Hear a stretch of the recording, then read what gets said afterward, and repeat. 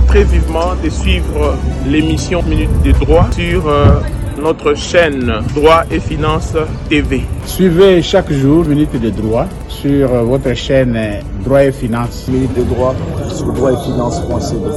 droitetfinance.cd. droitetfinance.cd. Pour être édifié sur des questions théoriques et pratiques de droit. Lorsqu'on ignore les droits, on ignore ses droits. Et lorsqu'on ignore ses droits, on est exposé à tout et à tout moment. Il y a un programme alléchant, un programme qui ira dans les confins, dans la profondeur de la science juridique, afin de vous permettre de maîtriser d'abord les b.a.-ba de tout ce dont vous avez besoin, les droits étant une vaste forêt. Vous ne serez jamais déçus. En République démocratique du Congo, il y a deux textes importants, trois même. Le premier texte important, c'est la Constitution de la RDC.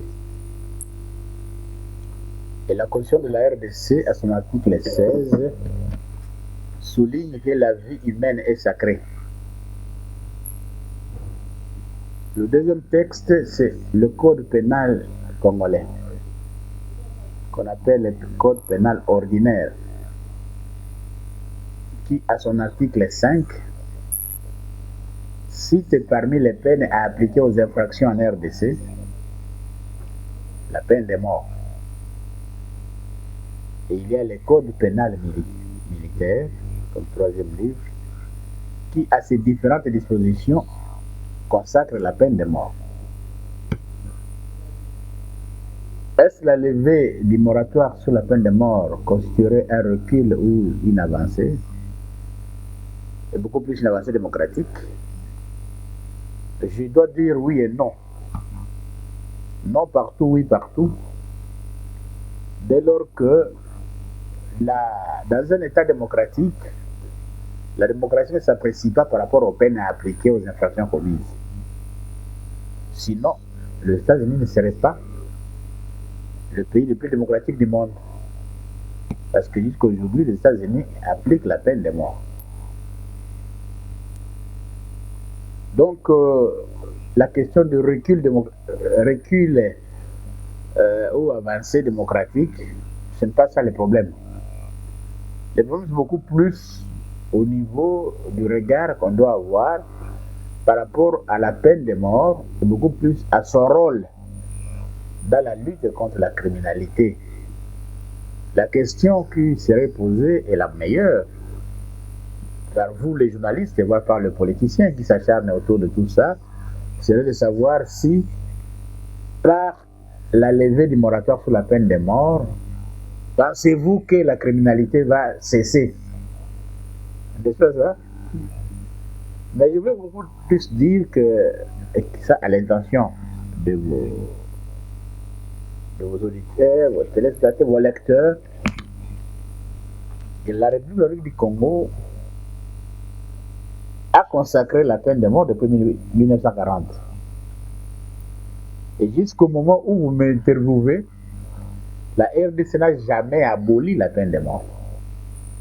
Parce que les choses paraissent aujourd'hui comme si la RDC vient d'instituer la peine de mort.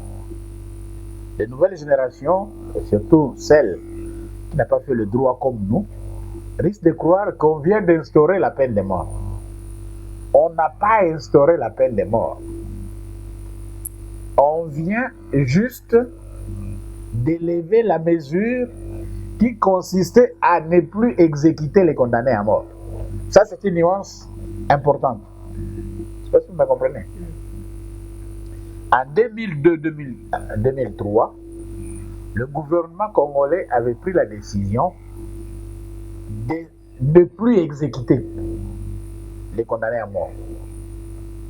Mais le gouvernement congolais n'avait pas abrogé la peine de mort. Donc on a gardé la peine de mort, la peine est restée, la peine continue à être prononcée par nos cours de tribunaux, vous comprenez? Mais on n'exécutait pas. Il y a ce que nous appelons nous en droit le sursis à exécution. Donc on surseillait sur l'exécution. C'est tout. Aujourd'hui, le gouvernement considère qu'il y a trop de personnages impliqués dans les contacts avec l'ennemi, à travers la trahison, les complots, et ainsi de suite, et dit non, revenons encore à l'exécution des condamnés à mort. Vous comprenez? Et non, instaurons la peine de mort pour ces gens-là. Encore que, il faut un processus pour arriver à la condamnation à la peine de mort. Ce n'est pas n'importe quelle infraction qui est condamnable de peine de mort. Il y a des infractions propres. Hein? Si tu commets un meurtre, un assassinat, si tu commets un viol avec violence et la personne est décédée, toi aussi tu seras condamné à mort. Vous comprenez? Si on vous attrape la nuit en train de voler, d'extorquer avec des armes, c'est la peine de mort. Oui. Si vous êtes coupable de la trahison, n'est-ce pas? Comme nos troupes sont au front, mais on constate que ces messieurs les journalistes ici qui donnent toutes les informations de l'état-major à l'ennemi. Tous ces 20 personnes, tous ces 50 militaires qui sont morts au front hier, ils sont morts parce que leur régiment a été trahi par ces politiciens-là. On te prend, on instruit ton dossier, tu es condamné à mort. Ce qu'il faut retenir, c'est que reculer ou avancer, ça n'a pas vraiment de place. Et est-ce que ça va avoir de l'impact sur la criminalité? Tout cela dépend de la politique criminelle du gouvernement. Non, notre code pénal ne mérite pas une révision. C'est-à-dire qu'un texte pénal, on ne le révise pas. On le modifie. Et notre code pénal est plusieurs fois modifié. Celui qu'on a eu depuis 1940 est resté fixe sur certaines infractions, mais avec les nouvelles lois, avec la nouvelle législation, les choses changent, les choses bougent. Il y a de nouvelles criminalisations qui entrent dans notre code. Maintenant, là, nous sommes dans les droits numériques. Il y a de nouvelles criminalités. Le vol est la soustraction frauduleuse de biens appartenant à autrui. Et dans la définition du vol, il faut une soustraction matérielle. Tu as pris, tu as amené. C'est ça. Mais lorsque tu voles le courant de quelqu'un, tu as pris quoi? Hein? Lorsque quelqu'un prend tes mégas et se les transfère, hein? Tu vois, c'est toujours le vol. Mais est-ce qu'il a pris, il a amené? Mais là, c'est électronique. Donc la définition du vol doit changer.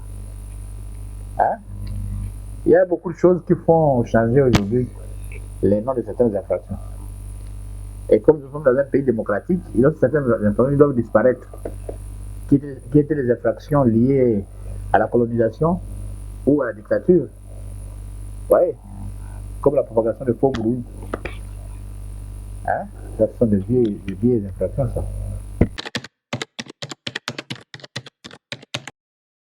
Ce qu'il faut retenir, c'est que la justice congolaise est organisée en deux justices principales. Hein? Nous avons la justice, la juridiction civile et la justice militaire. Ça va? Et la justice est organisée en deux branches.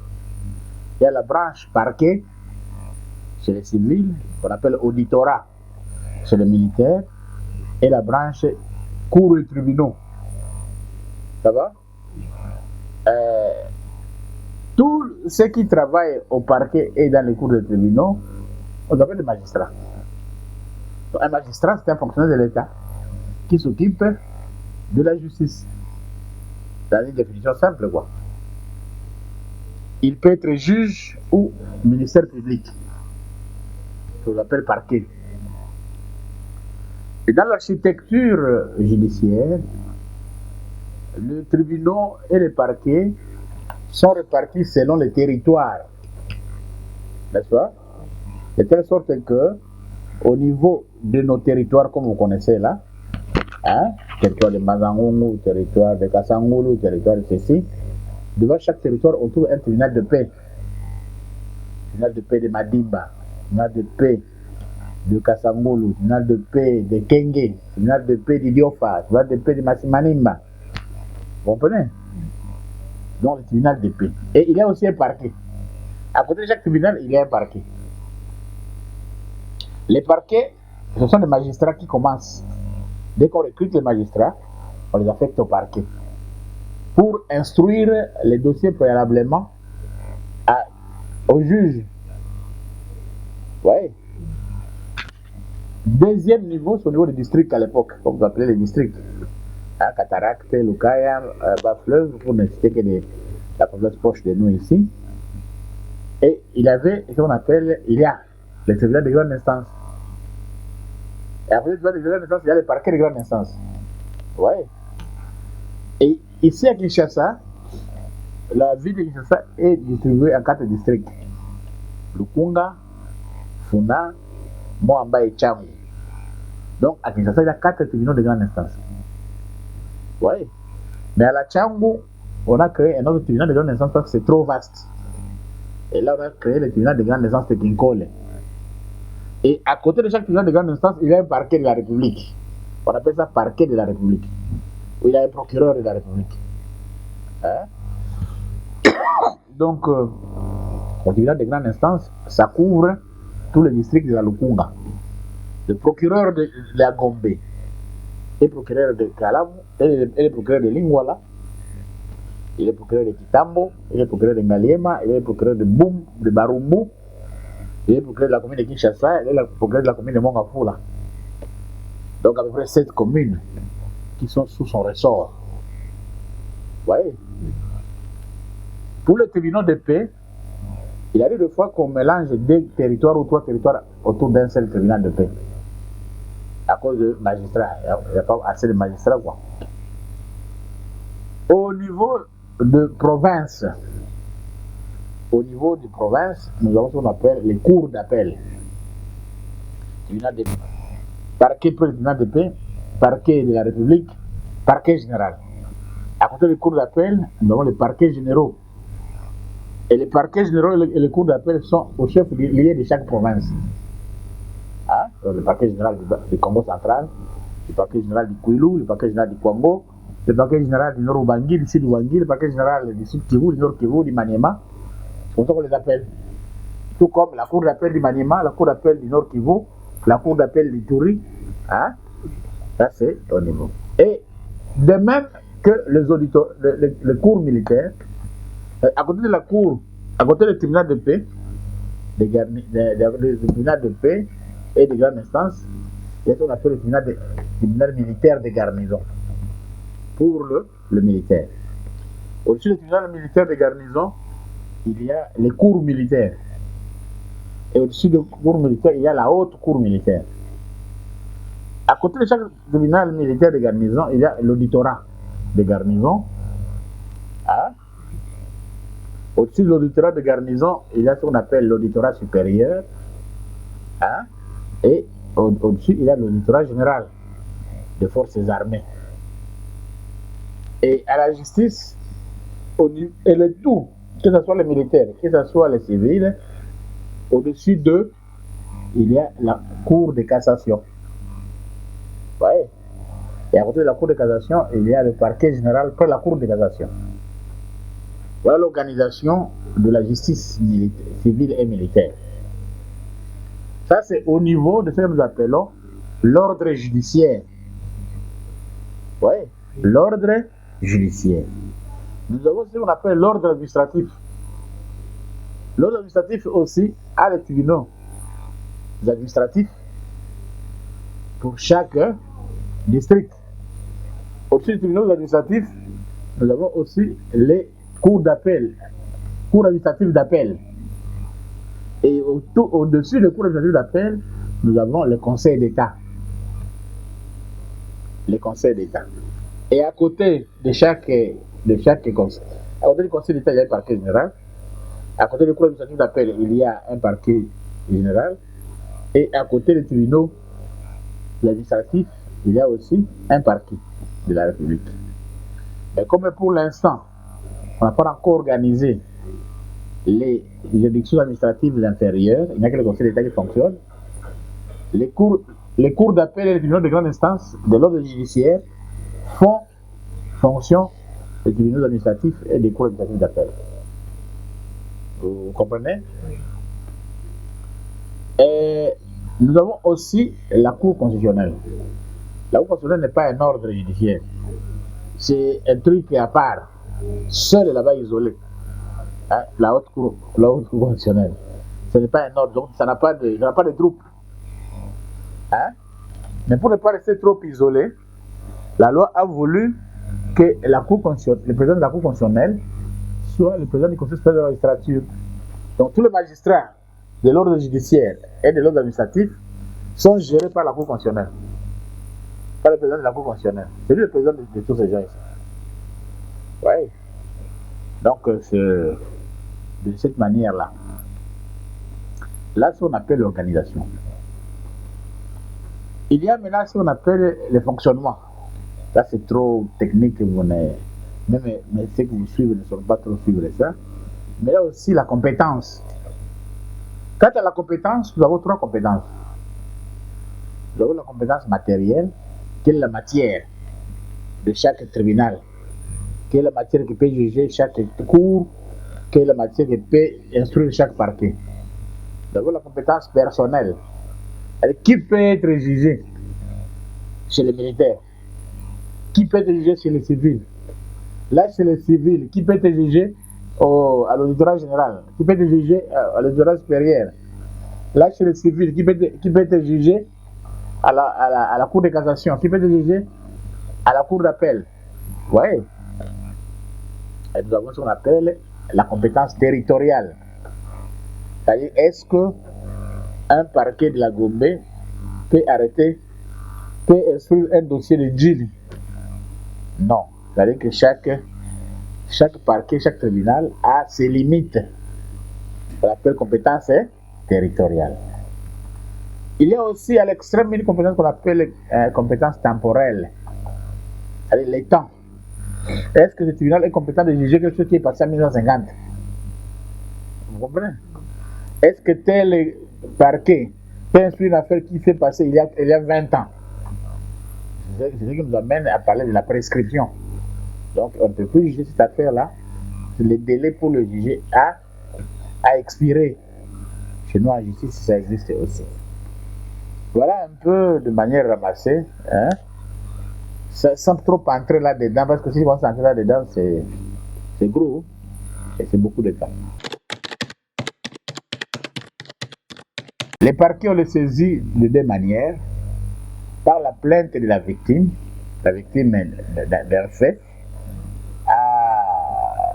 dépose une plainte au parquet, ou soit par la dénonciation. La dénonciation. Toi, tu es victime. Mais celui qui va dénoncer les faits dont tu es victime, c'est une autre personne. Donc, la dénonciation, c'est une tierce personne. Comme vous êtes à 2 là, toi, on t'a blessé, mais lui court vite au parquet, dit non, en tout cas, vous êtes ici, mais on vient de blesser quelqu'un. Le parquet court, se saisit du dossier. Tout comme toi, comme blessé, tu vas donner mon parquet. Donc, dénonciation ou plainte. Et c'est par écrit.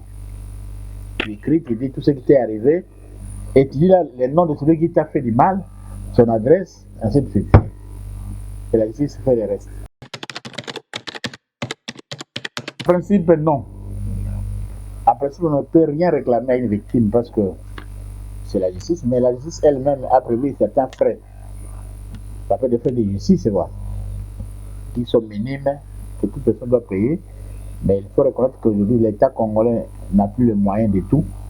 Et il arrive qu'au niveau de la justice, au niveau des parquets, on manque de papiers, on manque de frais de transport pour envoyer les gens, pour aller arrêter les gens. Et c'est vous, la victime, qui devez supporter tout parce que c'est vous qui avez intérêt qu'on puisse arrêter ou mettre la main sur la personne qui t'a fait du mal. Voilà.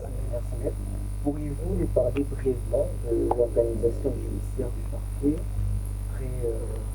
après le budget, juste à la Cour constitutionnelle, en opposant la compétence de Donc, ce que je viens de vous dire tout à l'heure, c'est que d'abord la Cour constitutionnelle n'est pas à mettre dans la ligne du tribunal à la Cour constitutionnelle. Si vous voulez mettre la ligne, il faut mettre du tribunal de paix à la Cour de cassation. C'est ça sa ligne. Ce n'est pas le tribunal de paix à la Cour constitutionnelle. La Cour constitutionnelle est à part. La Cour constitutionnelle n'a pas de troupes. Hein? C'est du tribunal de paix Près du tribunal de paix, il y a un parquet. Hein? Un parquet près du tribunal de paix de la Gombe. À la grande instance ici, il y a un parquet. Le parquet près du tribunal de grande instance. Et comme le parquet général pour la Lukunga est ici aussi, il y a un parquet général là-bas pour la cour d'appel. Vous voyez? Et le parquet général ici, c'est Lukunga et moi, Lukunga et Funa. Le parquet général, c'est ici. Donc, on a divisé la ville ici en deux provinces judiciaires. Et puis, la cassation, le parquet général, c'est le CNCS.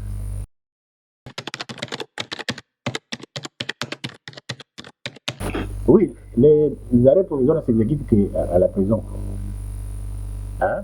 C'est à la prison qu'on exécute le mandat d'arrêt. On les exécute pas au cachot. Le cachot, c'est pour la garde à vue. Et tu as entendu que lorsqu'on est placé sur mandat d'arrêt provisoire, c'est pour un délai dont on ne connaît pas combien de jours tu vas faire là-bas. Et tu seras mené à jugement sous l'état d'arrestation, ou tu seras libéré par le même parquet avant. Hein? Mais il faut te mettre dans de bonnes conditions. Et tu as entendu que tu es encore présumé innocent. On ne doit pas te maltraiter. La prison centrale, c'est là où il y a les lits. C'est là où il y a la douche. C'est là où il y a à manger. Tu vois un peu ça. C'est parce qu'on vous dit prison de Makala, tout le monde a peur, personne ne connaît là-bas. Hein? C'est un endroit que tout le monde craint. Mais dès que vous êtes là-dedans, vous allez vous rendre compte que bon, si vous avez un peu de moyens de survie, l'unique problème que vous avez là-bas, c'est le manque de liberté de mouvement à l'extérieur. Mais là, à l'intérieur, vous menez votre vie, vous pouvez avoir l'ordinateur, vous pouvez lire, vous pouvez écrire. Et conséquemment, les gens qui sont en prison, ils sont rarement amaigris. Hein? Ils sont rarement amaigris. C'est question de voir vos confrères et autres qui sortent de la prison. C'est interdit. C'est interdit. C'est interdit. Ce sont les méfaits. Ce sont les méfaits de l'administration de la justice. Tout ce qui est frais de justice, ça se fait à la banque. Moyennant un timbre à l'époque, moyennant une note de perception, moyennant un bordereau de versement. C'est ce qui constitue aussi les recettes du tribunal, les recettes du parquet, les recettes de la justice, c'est quoi? Lorsque vous êtes condamné aux amendes, vous devez payer les amendes, mais les gens qui font les démarches pour vous doivent aller payer ces amendes-là, hein, moyennant une note de perception que l'agent du Gérard, par exemple, attaché à la justice, dresse. Parce que dans chaque parquet, dans chaque tribunal, il y a un greffe comptable. Hein? Donc, dès qu'il a le papier des amendes, allez, on dresse une note de perception, on va payer à la banque.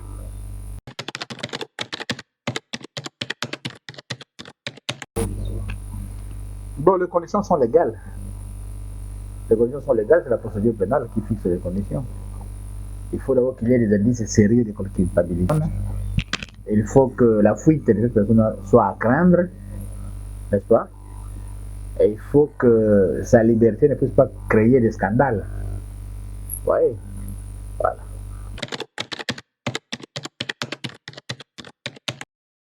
Le procès n'a aucune durée, partout au monde. Partout au monde. La RDC, c'est un des pays où le procès dure le moins longtemps possible.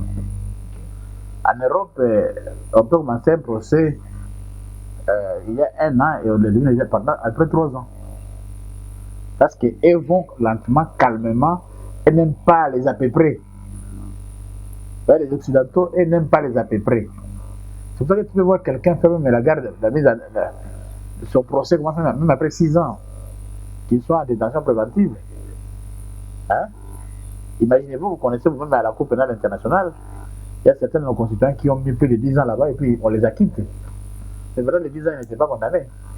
Pendant les 10 ans, ils étaient sous mandat d'arrêt provisoire. Ouais, c'est ça. Lorsque vous ne connaissez pas l'histoire d'ailleurs, les gens risquent de dramatiser ce qui se passe chez nous. Mais chez nous, nos procès sont le plus courts possible. Parce qu'on peut commencer en janvier, au mois de février, vous êtes condamné ou libéré. Peut-être il y a des temps qu'on passe parfois sous mandat d'arrêt provisoire, mais aussi on n'y traîne pas trop.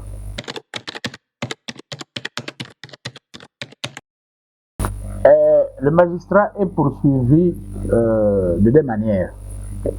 La faute, si elle est professionnelle, elle peut être poursuivie disciplinairement devant la chambre provinciale du Conseil supérieur de la magistrature. Hein? Et principalement, cette chambre-là siège dans des cours d'appel. Vous déposez plainte contre le magistrat, à son président, ou bien à son procureur, et une plainte disciplinaire. Et celui-ci ouvre un dossier disciplinaire contre le magistrat. Et il fixe ça devant la chambre disciplinaire. Moi, j'ai été plusieurs fois avocat des magistrats devant les chambres disciplinaires. Deuxièmement, la faute du magistrat peut être infractionnelle. À ce moment-là, vous déposez plainte contre le magistrat devant le procureur général. Si c'est un magistrat inférieur, quoi. Si c'est le haut magistrat, vous déposez plainte devant le procureur général de la Cour de cassation. C'est lui qui instruit le dossier contre le magistrat. Donc, pour dire que les magistrats aussi sont poursuivables. Nous, les avocats, nous sommes poursuivables. Personne n'est à l'abri d'être poursuivi. Que quelqu'un ne te trompe pas que je suis un magistrat, moi, je suis un avocat, je peux me faire. Non. Il commet une infraction, je le fais poursuivre. Mais il faut savoir où le poursuivre. Là, et où vous le poursuivre, ça dépend de là où il vit et là où il travaille. Il y a plusieurs voies de recours. La première, c'est l'opposition. Et l'opposition, c'est une voie de recours qui consiste à donner la chance à une personne qui a été condamnée à son absence de ressaisir le même juge, d'examiner le dossier. On l'a condamné parce qu'il n'était pas là. On l'a condamné parce qu'il n'a pas présenté ses moyens de défense. Vous comprenez? Et là, ça pose un problème. L'opposition. Il y a ce que nous appelons l'appel. L'appel, c'est une voie de recours qui personne exerce à la juridiction hiérarchiquement supérieure à là où on l'a condamné. Si on t'a condamné au tribunal de paix, tu peux faire appel au tribunal de grande instance. Si on t'a condamné au tribunal de grande instance, c'est-à-dire que condamné pour la première fois. Donc, je ne peux pas quitter le tribunal de paix vers la cour d'appel pour faire appel, non. Le tribunal de grande instance vers la cour d'appel vers la cour de cassation. Vous voyez? Ouais. Et bien, nous avons maintenant ce qu'on appelle la cassation. La cassation, c'est devant la cour de cassation. Lorsque vous avez été condamné au 2e degré, hein, donc tu as fait appel, on te condamne encore, tu vas en cassation. Vous voyez? Nous avons aussi une voie de recours qu'on appelle la tierce opposition. La tierce opposition consiste à une personne de demander devant le même juge qui a rendu la décision entre deux personnes. Donc, vous avez votre procès, mais lorsqu'on prononce un jugement, ce jugement-là vient toucher à mes intérêts. Alors que moi, je ne suis pas dans votre procès. La loi, l'article 24 du Code de procédure civile, principalement, en matière civile, me donne le droit de saisir le même juge et vous rappelez, vous deux. Monsieur le Président, je suis venu faire la tierce opposition parce que dans les dossiers opposant les deux, vous avez mis ma parcelle dedans. Ouais. Et il y a des voies extraordinaires comme la prise à partie. C'est une voie de recours qui consiste à s'attaquer au juge qui a rendu une décision. Il ne faut pas que cette décision soit annulée parce que ça contient des éléments de fraude.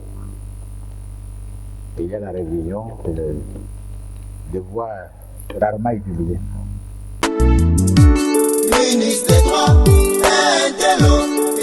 Je vais rester coaché pour la démystification du droit sur la chaîne droit et finance.cd. Cette émission édifie, cette émission ouvre vraiment nos esprits par rapport aux questions de droit, par rapport aux questions judiciaires, et ça vous permet chaque jour d'actualiser vos connaissances en matière de droit. Ministre des droits,